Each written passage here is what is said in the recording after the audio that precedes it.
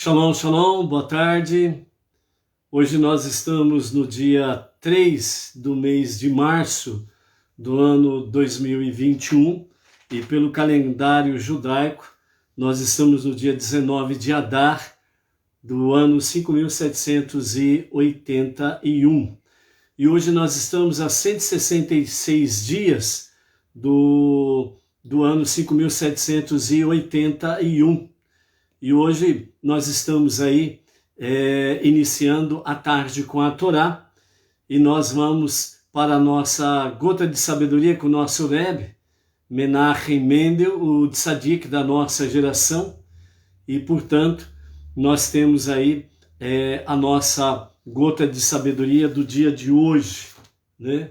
Hoje nós tivemos aí um imprevisto, e excepcionalmente nós precisamos mudar o horário para as 14 horas para agora às 17 horas.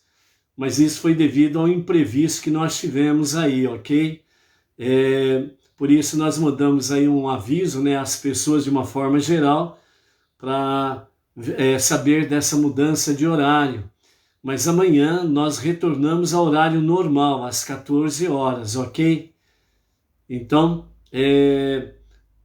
agradecemos a Hashem por podermos estar aqui à tarde com a Torá. A Carla de Costa, o João Batista já estão conectados aí. E aos poucos as pessoas, né, os demais vão se chegando, né? Enquanto isso, vamos lá para a nossa gota de sabedoria do nosso Rebbe, o que ele nos fala para conosco na tarde de hoje. Então ele nos diz assim, lembrando que nós estamos nas sabedorias destes dias, nós estamos dentro do título Libertando-se, né? Então vamos ver o que o Rebbe nos fala para conosco então neste momento. A humildade tem de ser verdadeira. Humildade verdadeira significa a transcendência do eu, do próprio ego. Está escrito que Moisés foi o mais humilde dos homens. Obviamente, ele sabia quem era. Sabia que dentro de todos os homens, só ele foi escolhido para realizar as maiores tarefas da história. Tirar uma nação inteira da escravidão e conduzi-la à maior revelação de todos os tempos. Foi o mais elevado de todos os profetas e falava diretamente com Deus, sempre que desejava. Ele sabia tudo isso e ainda assim ele era humilde. Porque Moisés dizia a si mesmo, essa façanha não é realização minha. Eu a fiz com os poderes que Deus me concedeu. Se esses mesmos poderes houvessem sido dados a outra pessoa, talvez ela tivesse feito um serviço melhor. Então essa foi a expressão de Moshe, com referência a todas as façanhas, a manifestação dos poderes, dos milagres, né? Então ele sempre dizia, tudo isso eu fiz apenas por causa dos poderes de Deus que me concedeu para fazer. Se ele porventura tivesse dado a outras pessoas ou uma outra pessoa, talvez ele tivesse feito um serviço melhor do que o meu. Então a humildade de Moisés, ela não era uma humildade fingida, falsa, passageira ou algo semelhante. A humildade de Moisés, ela tinha raízes, fundamentos, ela tinha frutos, ela tinha realidade. E nós vamos ver hoje, né, depois da nossa quarta leitura, nós vamos ver o que realmente os sábios, através do Talmud e da Mishnah, eles nos falam sobre o maior momento na vida e na história de Moshe. No momento mais negativo da história do povo de Israel, e isso inclui o próprio Moshe, foi escolhido pela Torá o melhor e o maior ação grandiosa de Moisés. Então, depois da nossa leitura, nós estaremos aí falando sobre isso daí. Então, a humildade, ela tem de ser verdadeira e significa a transcendência do nosso eu. É ir além dos limites do nosso próprio ego. Ir além dos limites do nosso próprio eu, do nosso egocentrismo. Onde já não, podemos assim dizer, onde o eu, ele não é a questão, ele não é o centro das atenções. O eu não é para ficar na evidência. E tudo que Moshe fez, ele dava o exemplo de realmente trazer a evidência sempre focada em Deus. Janair Tavares, shalom, shalom. Luciana, shalom, shalom. Né? Estamos aí à tarde com a Torá, num momento, num horário, melhor dizendo, né? Que foi esse horário extraordinário. Né? A Simone, shalom, shalom. Esse horário de hoje, né, às 17 horas, foi devido aí uma questão de imprevisto e foi necessário nós mudarmos o horário para as 17 horas. Mas amanhã nós retornamos no horário normal, ok? Então amanhã, né, à tarde com a Torá, no seu horário habitual, às 14 horas, ok? Continuando com a nossa gota de sabedoria do nosso Rebbe Menachem Mendel, o tzadik da nossa geração, falando sobre humildade. E quando ele diz que a humildade verdadeira, ela transcende, né, o nosso eu, está dentro desse título dos pensamentos, dos ensinamentos, da sabedoria que nós estamos vendo nesses dias, que é exatamente libertando-se. Então, quando a humildade verdadeira, ela transcende o nosso eu, o nosso ego, o nosso egocentrismo, então isso significa que nós estamos vencendo a nossa alma animal. E o foco não sou eu. O foco sempre será Deus. Ele é que precisa ser o foco de tudo. Então por isso Moshe dizia que essas façanhas, esses milagres, estas coisas que andei fazendo, as pragas, a libertação do povo do Egito, a abertura do Mar Vermelho, né? a água que vem da rocha, e por aí afora vai os feitos que foram acontecendo, as façanhas que foram acontecendo. Moshe, ele sempre se preocupou em dizer, tudo isso é pelo poder de Deus. Na realidade, é ele que está fazendo. É isso que Moshe estava se referindo. Inclusive, segundo os nossos sábios, através do Talmud, da Mishnah, falam que Moshe mesmo chegou através dos seus atos, das suas atitudes, ele chegou a se expressar que se Deus tivesse dado, né, aquele serviço para uma outra pessoa, talvez essa outra pessoa teria feito melhor do que ele. E ele não falou isso com uma falsidade, ele não falou com uma aparência de humildade enganosa. Ele falou com verdade, com humildade. Deus poderia ter escolhido alguém melhor do que eu para fazer isso. É isso que ele quis dizer, né, que os nossos sábios dizem com referência à ação de Moshe, a humildade. Então a humildade, ela precisa ser de fato verdadeira, certo? E para ela ser verdadeira, nós precisamos diariamente estarmos conectados com Deus. E uma das formas de nós estarmos conectados com Deus é o estudo de Torá, bem como também as nossas preces diárias. Por isso que é importante nós termos não somente o nosso guia Benei Noach, mas é importante nós termos o nosso Sidur Benei Noach, porque você tem, de segunda a segunda, você tem as preces diárias. Quando chega no sagrado dia do Shabat, à noite, quando adentra o princípio do Shabat, você tem lá as preces do sexto dia do Shabat, né? Na sexta-feira à noite, e a entrada do Shabat, você tem as preces específicas para o dia de Shabat. Então, são formas que nós podemos estar diariamente conectados com Deus e estar fortalecendo, amadurecendo a nossa humildade verdadeira e não uma falsa humildade. Então é importante nós estarmos dessa forma conectados, né? Então por isso, Moshe, ele foi considerado, sem sombra de dúvidas, o mais elevado de todos os profetas, bem como ele foi considerado elevado dos homens, o mais elevado de todos os homens de Israel.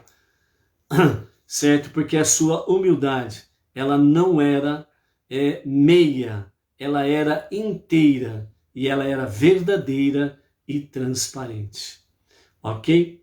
Então vamos para a nossa terceira leitura e em seguida nós vamos estar aí trazendo o que os nossos sábios nos falam através da Mishnah e do Talmud, com referência ao momento mais grandioso de Moshe. E está ligado diretamente à quebra das tábuas. Então vamos ver aí o que nós temos para aprender com a quebra das tábuas, ok? Então vamos lá, nossa terceira leitura está no livro de Êxodo, Shemot, capítulo 33. Aliás, desculpa, nós estamos na quarta leitura, né? Então a nossa quarta leitura é capítulo 33 de Êxodo, a partir do verso 17 até o verso 23, ok? Então, com os comentários do Rashi, a nossa quarta aliá, porque nós estamos no quarto dia do Shabat, capítulo 33, verso 17 até o verso 23, que assim nos diz. Deus disse a Moshe: também farei essa coisa de que me falaste, pois obtiveste minhas boas graças, e eu te concedi reconhecimento mais que a todos os outros homens, escolhendo-te para tal honra pelo meu nome. Ou seja, na continuidade da nossa aliá de hoje, nós temos aí Moshe, depois do pecado do bezerro de ouro, depois da quebra das tábuas, plenamente confeccionadas duas tábuas pelo Eterno, escritas pelo dedo de Deus, o conhecido, né, aos 10 ditos de Hashem, ou os 10 mandamentos de Hashem, né? Então, depois do pecado do bezerro de ouro, depois da quebra das duas tábuas, Moshe retorna ao monte, ali ele argumenta com Deus sobre a questão de perdoar o povo. Deus a princípio diz que vai exterminar o povo todo e através de Moshe ele fará uma nova descendência, um novo povo, e Moshe não concorda com Deus. No bom sentido, ele discute com Deus, afinal de contas, são dois excelentes amigos. Nada pode ficar na dúvida, nada pode ficar encoberto, as coisas precisam ser transparentes. Os verdadeiros amigos não fazem as coisas às escuras um do outro, não esconde as coisas um do outro. O verdadeiro amigo, ele é sincero, transparente para com o seu amigo. Afinal de contas, são dois excelentes amigos aqui que servem como exemplo para toda a raça humana, não só para os judeus, mas também para os não-judeus. Então, a amizade verdadeira é também uma forma de você encontrar um bom e grande tesouro. Por isso que nós vemos aí, né, Michelet, Provérbios nos fala que há amigos mais chegados que um irmão. Então, o amigo verdadeiro, o amigo sincero, o amigo autêntico, ele não esconde as coisas um do outro. E são transparentes. E sempre falam a verdade com humildade um para com o outro. E não para prevalecer sobre o outro. Então aqui nós temos o diálogo de dois excelentes amigos, que nos mostra essa realidade, o quanto nós precisamos realmente, quando nós vamos à presença de Hashem nas nossas preces diárias, na nossa prece espontânea, voluntária, quando nós vamos diante de Hashem, sem sombra de dúvidas, nós vamos lá para estarmos conversando com Deus e abrindo o nosso coração com sinceridade ao nosso Deus. Então nós vimos isso na nossa terceira aliá de ontem, né, da nossa 21ª Parashá Kitzá, quando elevares ou quando contares o povo, porque inicia com um novo censo. E dessa forma, nós aqui na nossa quarta aliá de hoje, desta Parashá, é a continuidade. Nesse sentido, quando Moshe está pedindo para Deus realmente o perdão para o povo, ele vai fazendo, né, entre aspas, as suas exigências. E quando nós finalizamos a nossa terceira aliá ontem, Moshe, ele fez vamos dizer assim, um pedido todo peculiar, um pedido ímpar. E aqui na nossa quarta aliá, iniciando essa quarta aliá, Deus já vem dando a resposta à sua petição de ontem. Então, qual foi a petição peculiar que Moshe fez ontem no finalzinho da nossa terceira aliá? Está exatamente no capítulo 33, verso 16, onde Moshe, ele fez ainda, né, um pedido para Hashem, dizendo, né, de qualquer outra forma, se há de saber que eu e teu povo obtivemos tuas boas graças, se tu mesmo não nos acompanhares. Agora eu gostaria de fazer mais um pedido sobre esse aspecto. Qual é o pedido que Moshe vai fazer? Aqui está o pedido. Aqui está realmente uma questão peculiar que vai permear a vida, a história do povo judeu, tanto do passado, do presente até aqui e do futuro. Jamais mudará esse pedido que Moshe fez a Deus, jamais mudará essa história. A resposta de Deus que nós estamos obtendo aqui na nossa quarta aliá de hoje, jamais haverá um retrocesso nessa resposta que Deus deu a Moshe. Então vamos, o questionamento de Moshe e o seu pedido peculiar que vai permear toda a história do povo judeu até aqui e até no futuro, onde ele diz assim no verso 16, que eu e o teu povo sejamos distintos de todas as nações da terra, que tua presença seja manifesta somente entre nós. Então esse foi o pedido de Moshe aqui, ou seja, que eu e o teu povo sejamos distintos de todas as nações da face da terra, e que a tua presença seja manifesta somente entre nós. E aqui, iniciando a nossa quarta aliá, a resposta de Deus ao pedido de Moshe, onde ele diz, verso 17, Deus disse a Moshe, também farei essa coisa de que falaste, pois obtiveste minhas boas graças, e eu te concedi reconhecimento, mais que a todos os outros homens, escolhendo-te para tal honra pelo nome. Minha presença não mais será revelada abertamente entre as outras nações. Mesmo os profetas não judeus só me perceberão indiretamente.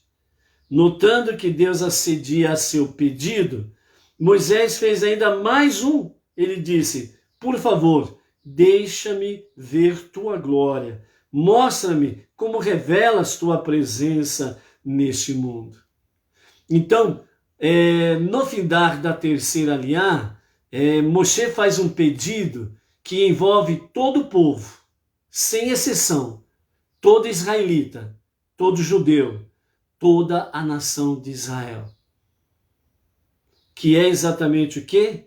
Que a tua presença seja distinta entre nós, no nosso meio, e seja distinta das outras nações. A tua presença entre nós seja ímpar, ou seja, somente a nação de Israel, tem o privilégio da Shekhinah, da presença divina.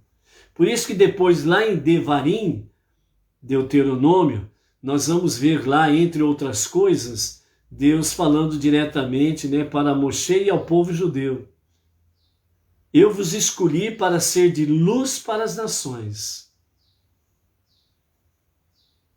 As nações olharão para vós e dirão, não há povo sábio como este.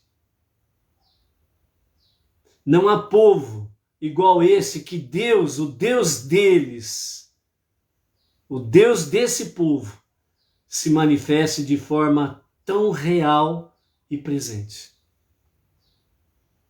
Então, esse pedido de Moshe, jamais a resposta que Deus disse, sim, eu te atendo esse pedido e a minha presença será peculiar, distinta no meio do povo judeu com relação às nações.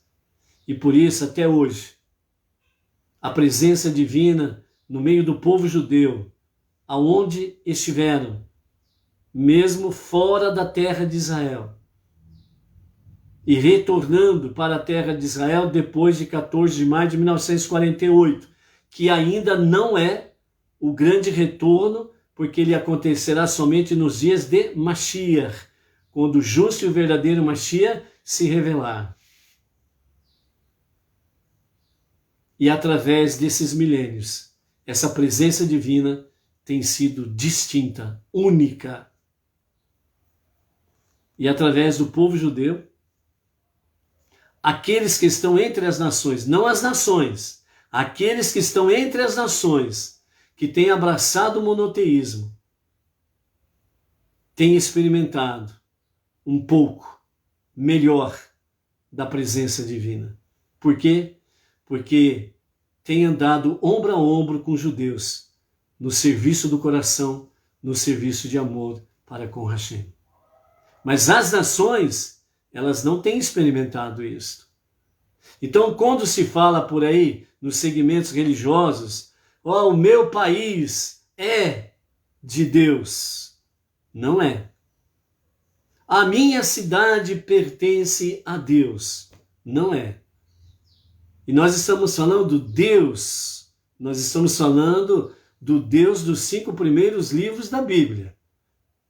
Não por aqueles que assumiram um título de homem ou filho do homem e que as pessoas por aí afora dizem que é o salvador da pátria. E não é.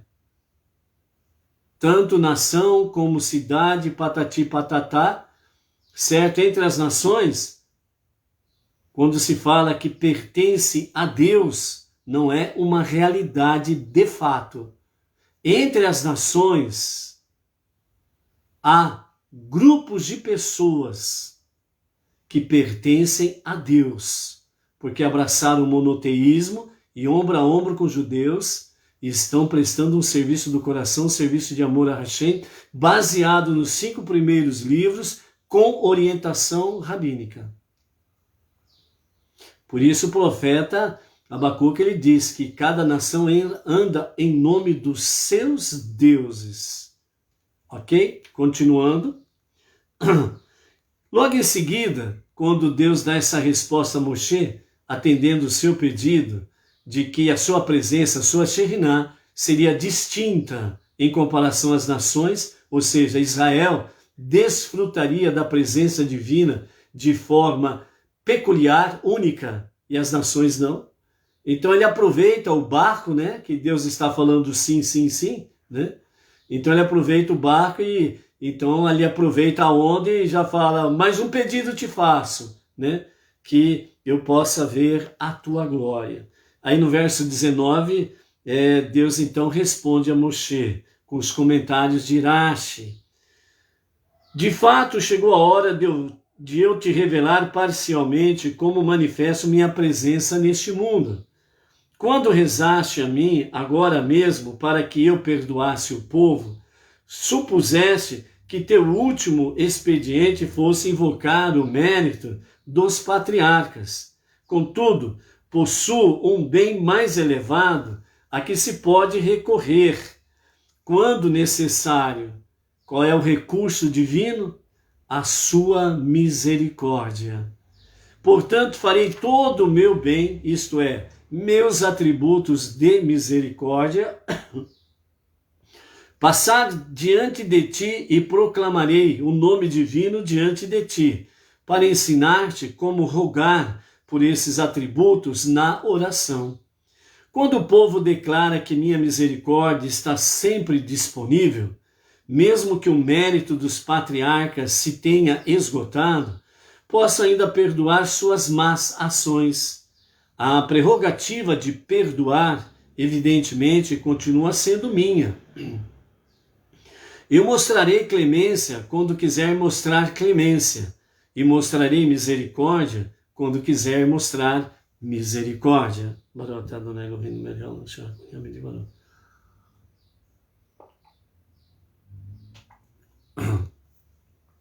Verso 20.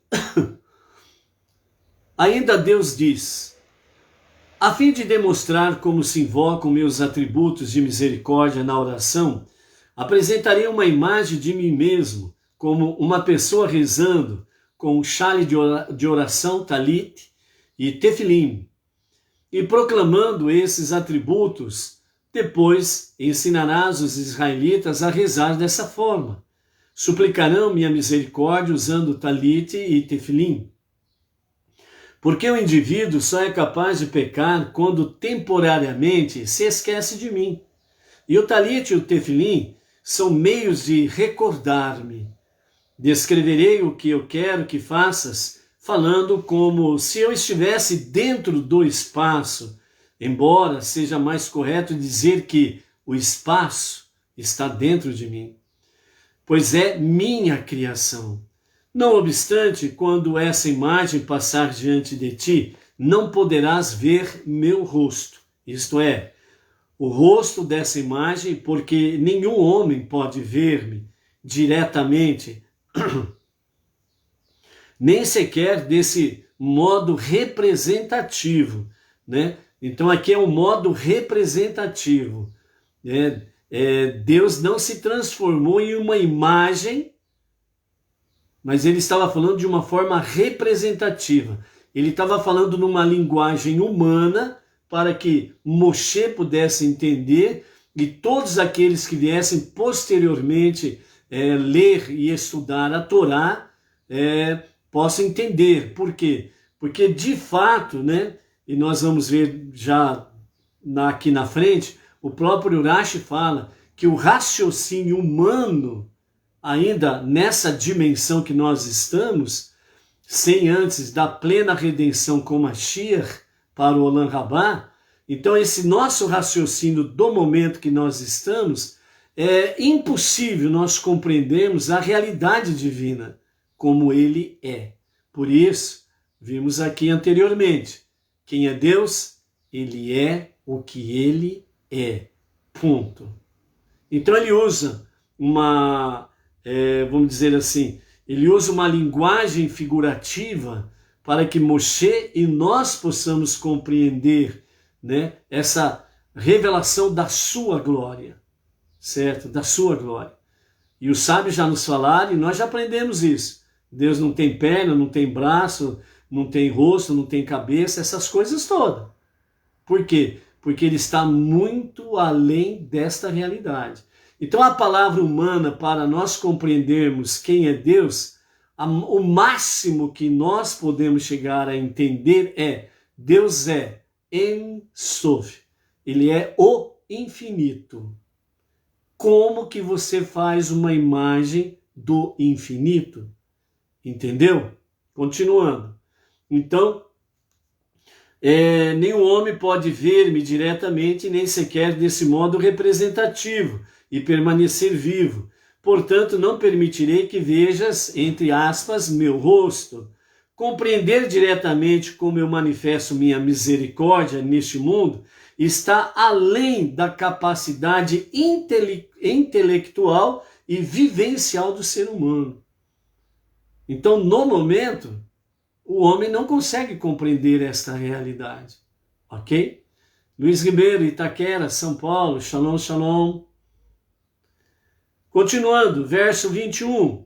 Deus disse: há um lugar no monte perto de onde costumas ficar quando te comunicas comigo, e te porás em pé sobre o rochedo ali. Quando minha glória passar, isto é, quando minha misericórdia se revelar e a ordem de justiça estrita for provisoriamente suspensa, as forças destrutivas também poderão operar desimpedidas, de maneira que terei de defender-te delas. Por isso, eu te porei em uma fenda no rochedo e te protegerei com minha mão, resguardando-te até que eu tenha passado. Porém, depois que passarem meus atributos de misericórdia, quando não houver mais perigo, retirarei minha mão. Verás minhas costas, enquanto eu ainda estiver passando, e removerei o talite da minha cabeça, para que vejas o nó do tefelim da cabeça apoiado sobre meu pescoço. Coloca-se esse tefelim como uma coroa, de forma que, mostrando-te como ele se amarra atrás da cabeça, revelar-te-ei um pouco da minha glória, como pediste. Avistarás apenas as costas da minha glória. Isto é, só compreenderás como eu manifesto minha presença misericordiosamente neste mundo após o fato, pois isso é tudo que o intelecto humano é capaz de entender nesse âmbito. Assim mesmo, quando eu te deixar ver minhas costas, meu rosto não será visível.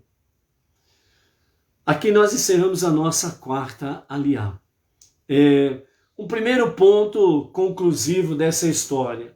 Na realidade, ninguém dos mais de 3 milhões de israelitas ao pé do monte Sinai, mais aqueles do juntamento daquela multidão misturada que saiu do Egito com eles, e mesmo Moshe no seu particular, ninguém viu qualquer imagem de Deus.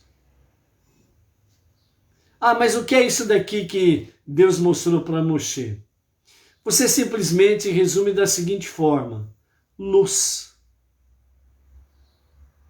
Luz. Mas como que ele viu aqui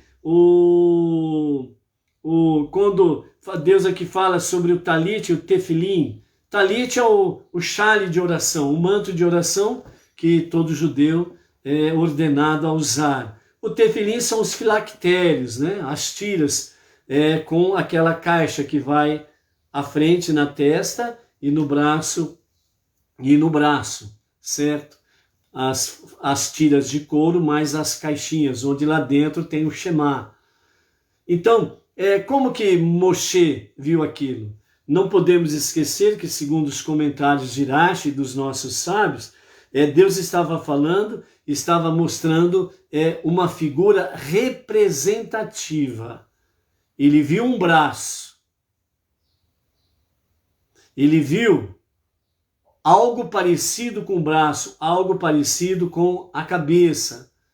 Mas ele viu nitidamente o chale de oração, o talit, e ele viu nitidamente os tefilim do braço e na cabeça, para aprender como amarrar o tefilim. E ele depois passou isso para que Arão, seus filhos, os anciãos e cada liderança das tribos de Israel aprendessem, e dessa forma eles vieram então a confeccionar tanto o talit como o tefilim no futuro da história.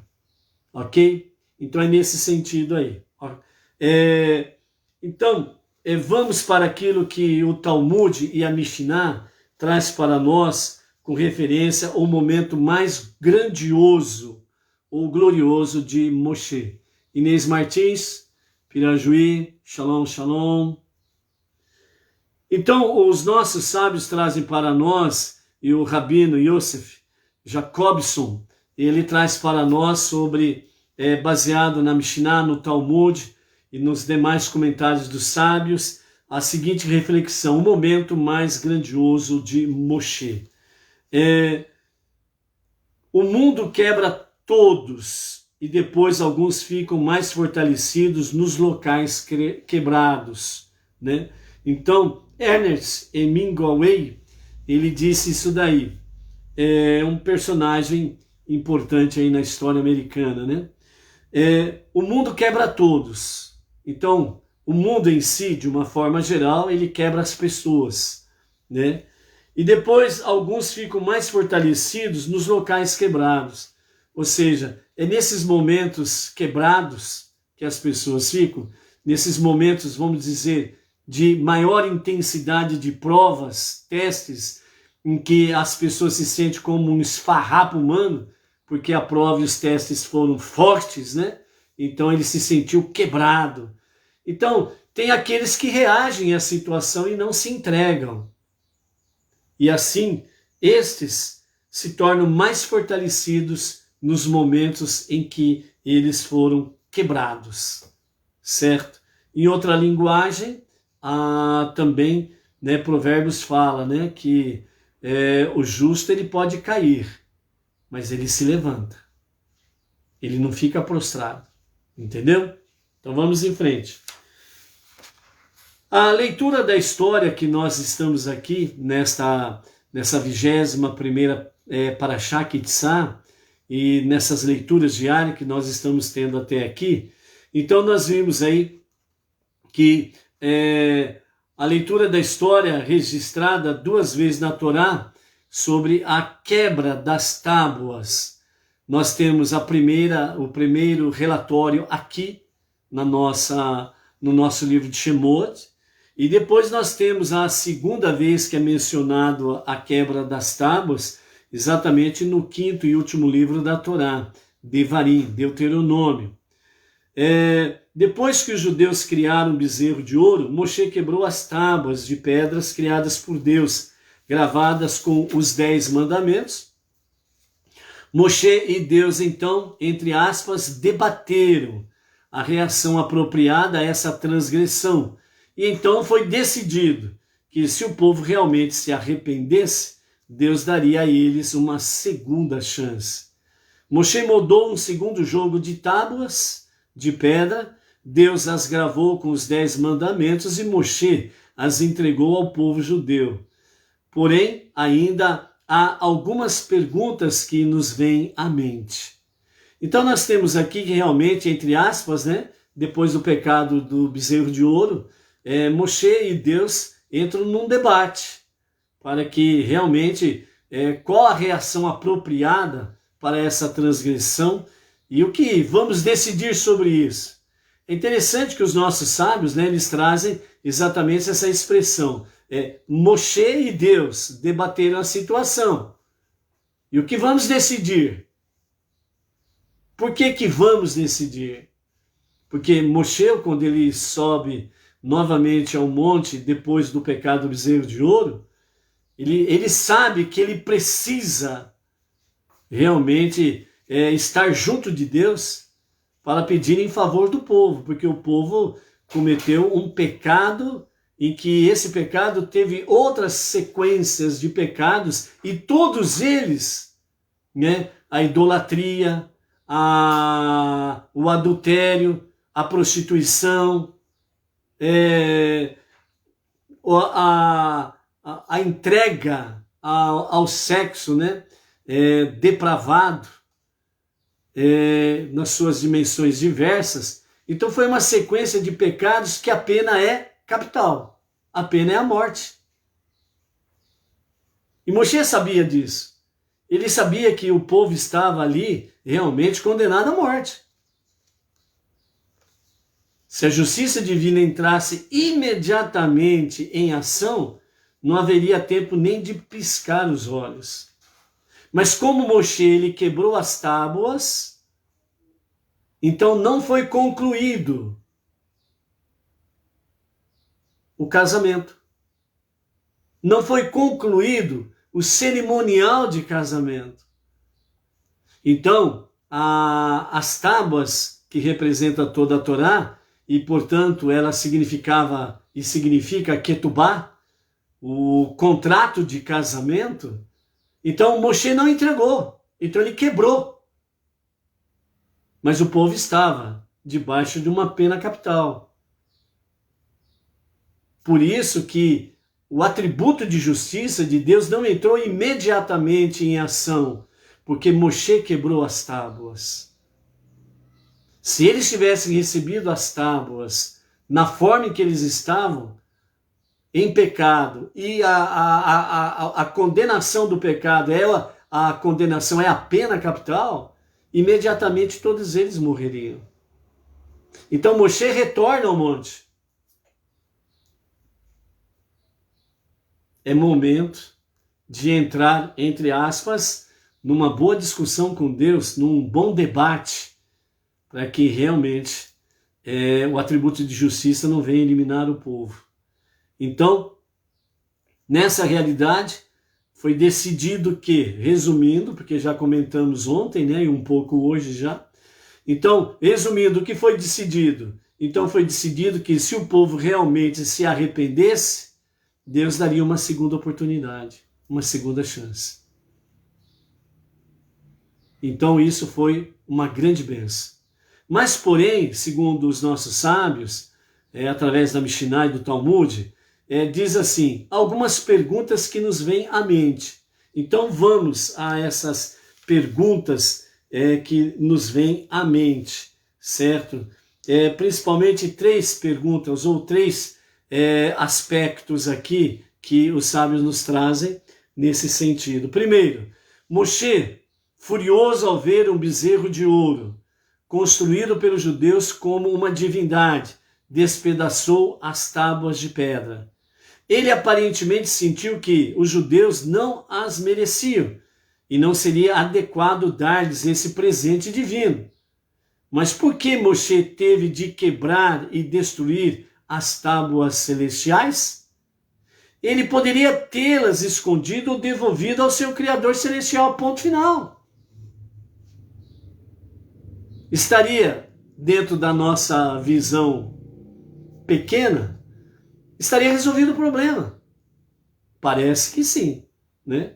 Yaritza, a Verônica, lá do Chile, Shalom, Shalom, se conectando aí em A Tarde com a Torá. Então, por que Moshe teve de quebrar e destruir as tábuas celestiais? Não seria melhor ele ter escondido ou devolvido ao Criador?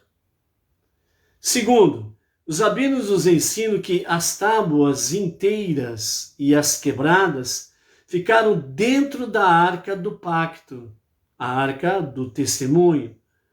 Os judeus juntaram os fragmentos do primeiro conjunto de tábuas e então as guardaram na arca, lá no tabernáculo, junto com as segundas tábuas inteiras. As tábuas quebradas e as tábuas inteiras ficaram dentro da mesma arca. Os 2 conjuntos de tábuas foram mais tarde levados à terra de Israel e mantidos lado a lado lá na arca, no Kadosh Kadoshim, no Beit Hamikdash, o grande templo em Jerusalém, no Santo dos Santos. Isso parece estranho. Por que eles colocariam as tábuas quebradas no Santo dos Santos, quando esses fragmentos eram um constante lembrete da grande falha moral do povo judeu? Por que não apenas descartá-los ou colocá-los no local isolado e seguro? Por que as tábuas quebradas tinham que estar ali? Terceiro aspecto. Em sua eulogia para Moshe, a Torá escolhe este episódio de quebrar as tábuas como ponto alto e o clímax das realizações de Moshe. Por que a Torá escolhe este episódio para se referir a Moshe como o ponto mais alto, o ponto mais grandioso da ação de Moshe? E os outros feitos se tornaram menores para entendermos na nossa linguagem humana do que a quebra das duas tábuas? Um ponto tão negativo e num momento tão obscuro da história do povo judeu? Segundo o nosso Rebbe, ele diz assim: a verdade é encontrada não apenas na integridade, mas também às vezes, primeiramente, nos fragmentos quebrados do espírito humano. Lembra que nós vimos ontem na nossa terceira aliá que existe uma diferença entre o tzadik, o justo, e o Baal Teshuvah, aquele que peca e faz retorno a Deus? A verdade, ela é encontrada não apenas na integridade, mas também às vezes, primeiramente, a verdade, ela é encontrada nos fragmentos quebrados do espírito humano. Nos versículos finais do livro de Devarim, Deuteronômio, Moshe, o servo de Deus, morreu ali na terra de Moabe. E ali não surgiu um profeta em Israel como Moshe, a quem Deus conheceu face a face. Todos os sinais e maravilhas que Deus enviou à terra do Egito, aquela mão poderosa, aqueles atos corajosos que Moshe fez perante os olhos de todo Israel. O que Moshe fez perante os olhos de todo Israel? Rashi, em seu comentário sobre a Torá, ele explica que seu coração o fez quebrar as tábuas perante os olhos dele, como está escrito, e eu as quebrei perante seus olhos. Deus então concordou com essa opinião, como está escrito, que você quebrou, eu afirmo sua força por tê-las quebrado. Isso é chocante. Seguindo todas as grandes realizações de Moshe, a Torá escolher exatamente esse atributo a Moshe, aludindo a esse episódio de quebrar as tábuas, como a grande realização de Moshe, o seu momento mais grandioso. Com certeza Moshe foi justificado em quebrar as tábuas, mas isso pode ser dito para mostrar a sua maior realização? E sobre tirar os judeus do Egito, moldá-los como um povo, partir o mar vermelho, o mar de juncos, receber a Torá de Deus e transmiti-la à humanidade, liderá-los durante 40 anos no deserto? Não há nada mais inteiro do que um coração partido. Não há nada mais inteiro de que um coração partido. Compreendes? Por que a Torá escolhe esse episódio trágico e devastador para captar o ponto alto da vida de Moshe? E como o tema com o qual concluir a Torá inteira, todos os 5 livros de Moshe? Nos fragmentos, nós precisamos examinar o episódio inteiro, sob um ponto de vista mais profundo. Moshe não quebrou as tábuas porque estava irado ou porque perdeu o controle. Lembra? Numa visão superficial, quando nós começamos a analisar esses pontos aqui, que Moshe estava irado contra o povo por causa do bezerro de ouro. Lembra quando comentamos na terceira aliá de ontem, quando falamos que as figuras que se apresentam por aí, com a figura de Moshe erguendo as 2 tábuas para lançar ao chão, aparentando estar irado, nervoso ou que perdeu o controle? Os nossos sábios, através da Mishnah, do Talmud, no ensinamento, no aprendizado da Torá, eles nos dizem: precisamos analisar o episódio por inteiro, de forma mais profunda. Moshe não quebrou as tábuas porque estava irado ou porque perdeu o controle, mas sim a quebra das tábuas foi o início do processo da cura. Antes que o bezerro de ouro fosse criado, os judeus podiam encontrar Deus na totalidade das tábuas, dentro da integridade espiritual da vida. Agora, depois que o povo tinha criado o bezerro de ouro, a esperança não estava perdida. Agora eles iriam encontrar Deus não na integridade da santidade, mas agora eles iriam encontrar Deus nos pedaços quebrados de algo que já fora um lindo sonho. Até aí, um lindo sonho de uma integridade de santidade. Até aí. Mas aí, com o pecado do bezerro de ouro, o próprio Moshe falou ontem para Arão: você, Arão, permitiu com que se revelasse as coisas mais mundanas e íntimas do nosso povo. Agora, eles iriam encontrar Deus nos pedaços quebrados de algo que já fora um lindo sonho. Ou seja, é preciso montar esse quebra-cabeça, peça por peça, pedaço por pedaço, buscando em cada pedaço a santidade de Deus, buscando em cada fragmento a presença de Deus. Moshe estava iniciando ou ensinando ao povo judeu a mensagem mais importante do judaísmo.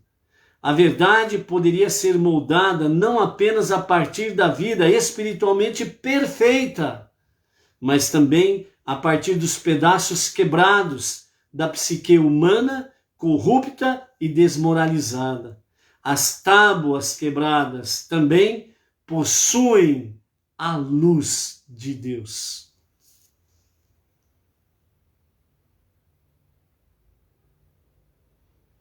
O Rebbe diz assim: há tempos em que Deus deseja suas mitzvot, seus mandamentos. Em outros tempos, Ele deseja suas tábuas quebradas. Em outros tempos, Ele deseja suas tábuas quebradas. Há tempos que Ele deseja as tábuas perfeitas, integridade perfeita. E há tempos que Ele deseja suas tábuas quebradas. Por isso que nós temos os tzadikim, os justos, através dos milênios, em cada geração, tem o justo da sua geração, que está no nível mais elevado. Para nós, desta última geração que somos, nós temos o sétimo Rebbe, Menachem Mendel, o tzadik da nossa geração. Porque, segundo os sábios, através da Mishnah, do Talmud, se cada geração não tivesse um tzadik, aquela geração seria destruída.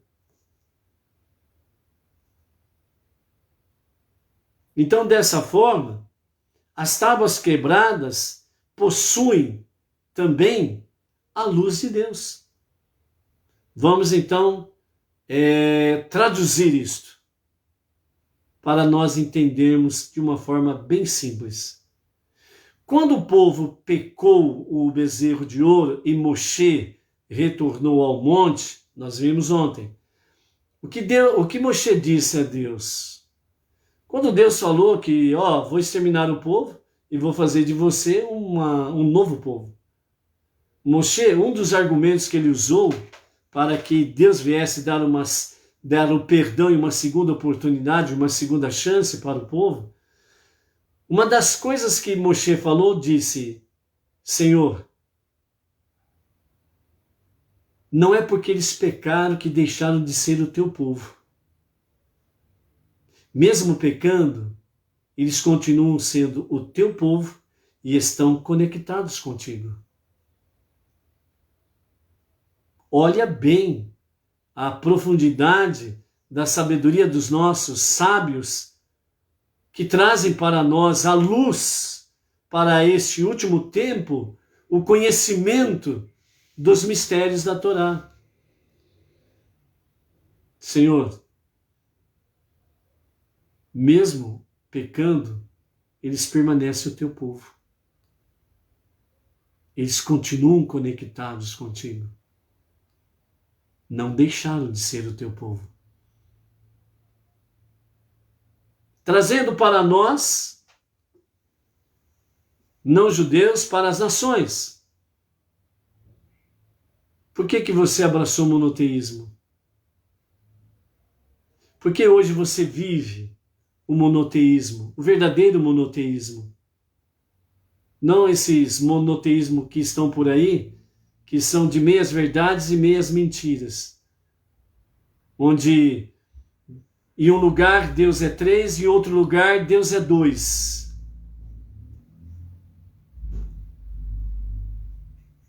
O verdadeiro monoteísmo, à luz dos 5 primeiros livros da Bíblia, a Torá, com os ensinamentos através dos rabinos e dos sábios do povo judeu, através da história.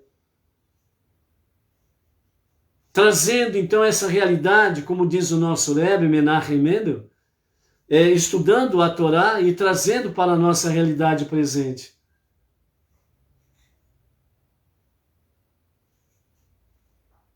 Senhor, mesmo eles pecando, os judeus, eles permanecem o teu povo, porque eles estão conectados contigo. Para as nações, Senhor, mesmo eles pecando, eles são criaturas formadas à tua imagem e semelhança. São os teus filhos também.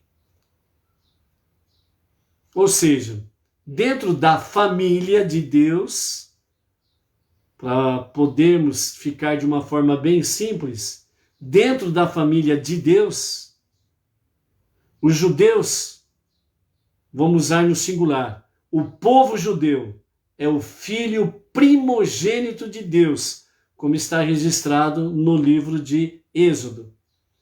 Então, dentro da família de Deus, o povo judeu é o filho primogênito. E o povo não judeu são os filhos mais novos. O povo judeu, é o nosso irmão mais velho, o primogênito. E nós somos os filhos mais novos. Então, dentro desse contexto aqui,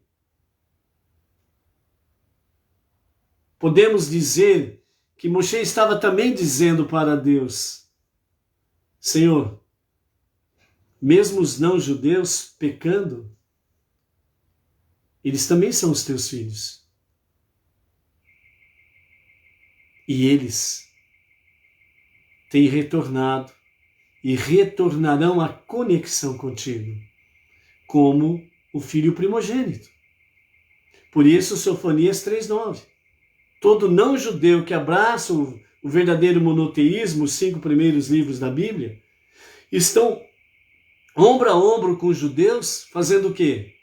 Trazendo essencialmente a luz divina para que as nações possam despertar para um encontro real e verdadeiro e transparente com Deus. Esta é a mensagem para nós. Esta é a mensagem que a Torá está trazendo para nós. Então, é por isso que os sábios nos dizem que não apenas as tábuas inteiras, mas também as quebradas, estavam situadas no Santo dos Santos. Ou seja, Deus aceita na sua presença não somente os tzadikim, os justos, mas ele aceita também os quebrados. Ou seja, aqueles que pecam, mas reconhecem o seu erro e fazem techuvá, retornam a Deus. Isso transmitiu uma mensagem articulada no próprio Gênesis do judaísmo. A partir dos pedaços quebrados da vida, você pode criar um santo dos santos. Ou seja,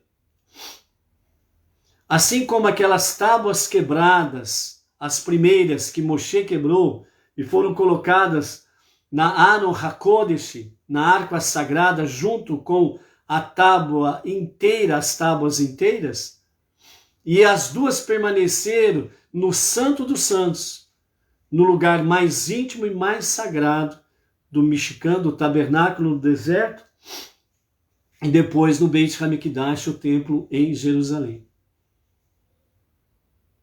Ou seja, tanto os tzadikim, os justos, e o Baal Teshuvá, que são os pecadores, que se arrependem dos seus pecados e retornam para Deus, se conectando com Deus, os dois grupos podem habitar na santidade de Deus.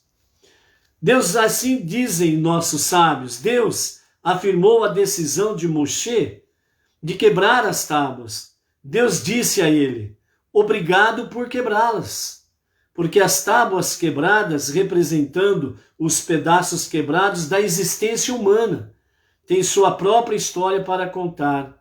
Elas contêm uma luz própria.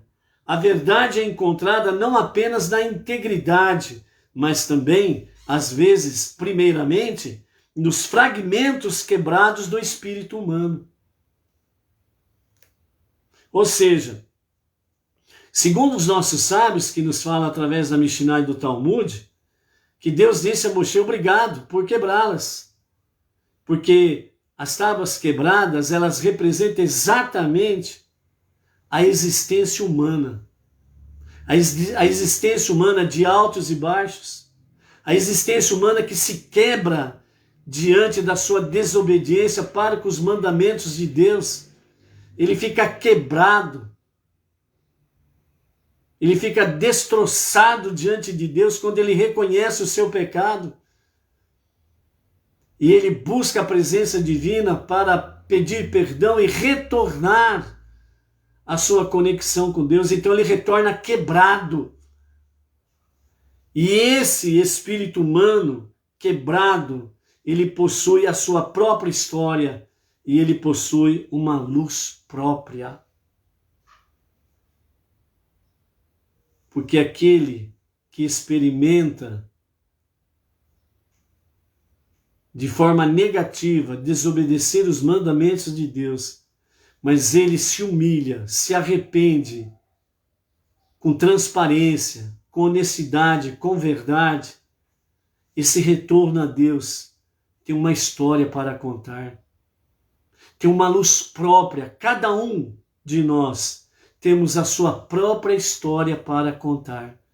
Tem a sua luz própria para exalar. Cada um se torna peculiar diante de Deus nessa sua experiência. E juntos, tábuas quebradas, juntos, nós nos conectamos com as tábuas por inteira, que representa a santidade de Deus na vida do povo judeu. E por isso, ombro a ombro com eles, prestando ao Todo-Poderoso um serviço do coração, um serviço de amor. Há momentos quando deseja que nos conectemos, né? Há momentos que Deus deseja que nos conectemos com Ele como um povo inteiro, com clareza e um senso de plenitude. Há momentos ainda mais profundos, quando Ele deseja que o encontremos nas experiências abaladas de nossas vidas. Na experiência abalada do pecado de ouro, foi quando houve realmente um retorno completo, por inteiro, transparente, um arrependimento sincero, real. Foi nesse momento, inclusive, que a mistura de povos que saiu com eles do Egito, que completaram a sua conversão ao judaísmo, a sua conversão à fé monoteísta. Foi nesse momento que teve a unidade de todos eles.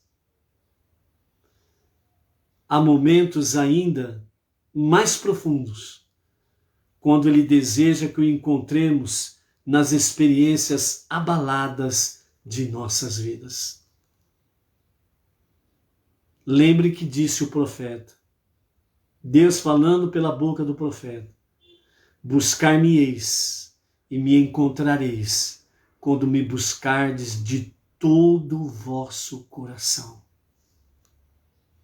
Buscar-me-eis e me encontrareis, quando me buscardes através das experiências abaladas de vossas vidas, porque você vai clamar do mais profundo do seu ser, do seu coração. É isso que os nossos sábios estão trazendo para nós, com referência a esse momento peculiar de Moshe e do povo de Israel, que são lições para nós. Esperamos e rezamos para sempre apreciar as tábuas inteiras, mas quando encontramos as quebradas, não deveríamos correr delas ou sermos desprezados por elas. Com ternura, devemos abraçá-las e levá-las ao nosso Santo dos Santos, lembrando a observação de um dos rebes, de que não há nada mais inteiro que um coração partido. Um dos nossos rebes, né, do passado disse de forma bem clara: não há nada mais inteiro que um coração partido. Porque é exatamente no momento que você está mais quebrado, é no momento que você está com o seu coração mais contrito, é nesse momento que você busca a Deus com inteireza de coração. Seu coração está quebrado. O espírito humano está quebrado, está em pedaços, em fragmentos. Mas é esse momento que o ser humano o busca com mais inteireza, com todo o seu coração, sentimentos, fé, confiança em Deus. É isso que significa as tábuas quebradas, os fragmentos dessas tábuas quebradas. Com frequência acreditamos que Deus pode ser encontrado em nossos momentos de integridade espiritual. Mas e quanto aos conflitos que atormentam a nossa alma? E quando estamos lutando contra a depressão, vício ou confusão? E quando enfrentamos desespero e sofrimento? E um conflito entre uma existência profana e uma existência concentrada em Deus? Associamos religião com momentos religiosos. Mas e quanto aos nossos momentos não religiosos?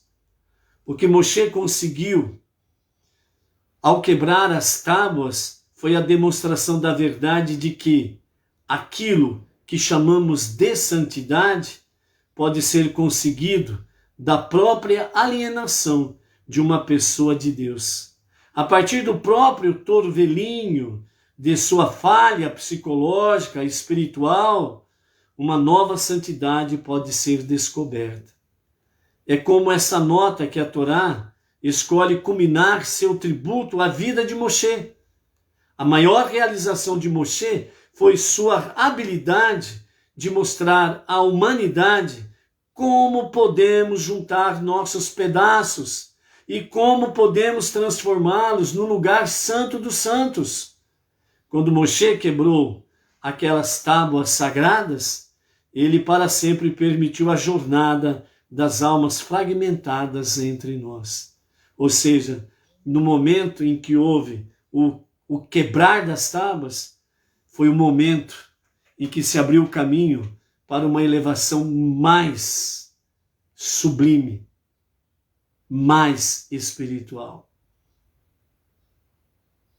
Então, falando numa outra linguagem, quando você falha, quando você erra, quando você peca, não é o fim da jornada.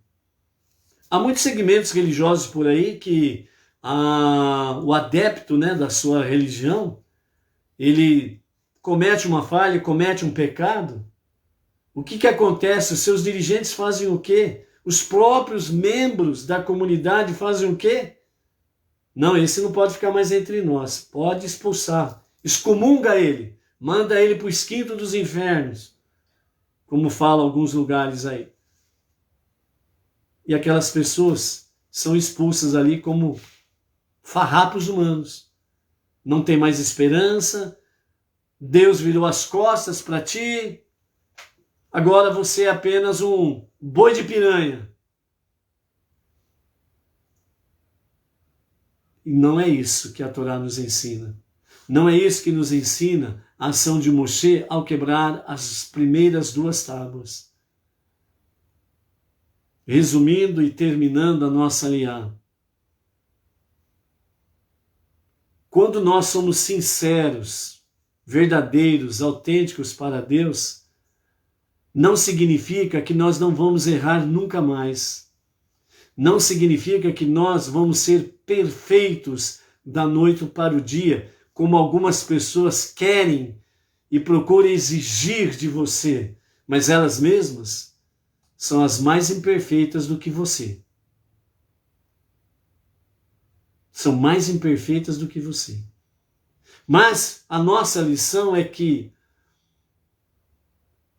é nesses momentos que nós podemos encontrar verdadeiramente com Deus. É nesse momento que nós podemos encontrar realmente a santidade de Deus. E é nesse momento que nós podemos pegar as tábuas quebradas, ou seja, é nesse momento que nós podemos pegar o nosso espírito humano quebrado, amargurado, sofrido, porque violou os seus mandamentos, mas Deus deu uma nova oportunidade.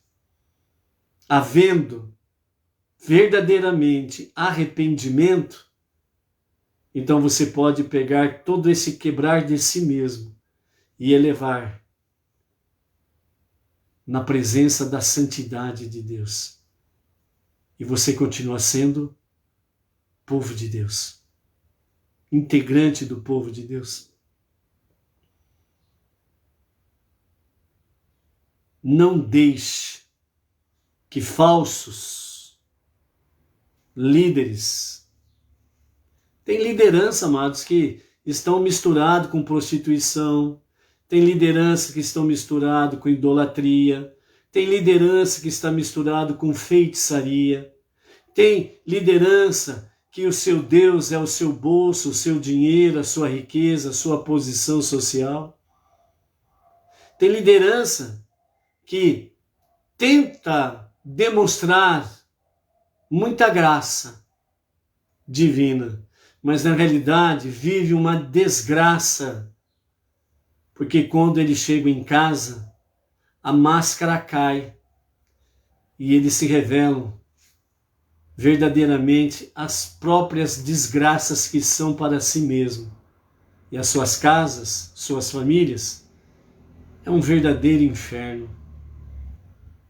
O problema é que quando eles saem de casa, eles põem a fantasia de santo, a fantasia de bonitinho, e vão, seja para qual for a comunidade, judaica ou não judaica, seja qual for a comunidade, vão lá se travestir de santinho.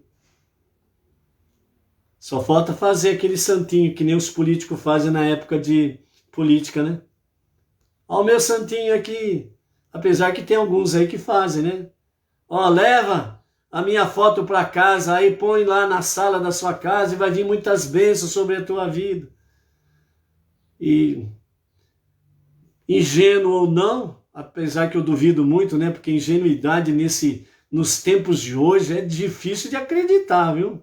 Mas, sendo ingênuo ou não, ou gostando de ser enganado ou não, ele pega lá o santinho que custou 50 centavos, paga R$100, né? E leva para casa lá o santinho do seu líder lá e coloca lá na sua sala, porque muitas bênçãos virão. E não vem não, porque não tem uma vida ilibada, não usaram da verdadeira humildade, não usaram das Escrituras como, de fato, uma regra de fé e prática para as suas vidas.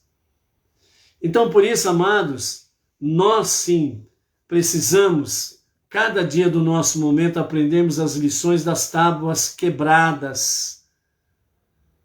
E nós, quebrados, que nós possamos entender, compreender, que nesse momento que nós estamos mais quebrantados, é um momento em que nós podemos elevar todo o nosso ser às mais alturas sublimes. Porque Deus, Ele sabe, e nós precisamos ter convicção disso, que nós continuamos sendo povo e filhos de Deus. Que as lições das tábuas quebradas não se apartem da tua vida, e corrigindo cada dia a nossa vida diante daquele que é o único, todo-poderoso, o único Deus e o único Salvador. Amém? Não esqueçam, amanhã, a nossa quinta aliá, no horário normal, às 14 horas. Então, às 14 horas, nós estaremos aqui para o nosso encontro à tarde com a Torá. Ok? Seja forte, seja luz, seja humilde, seja quebrado, mas seja elevado à santidade divina. Shalom, shalom. Até amanhã.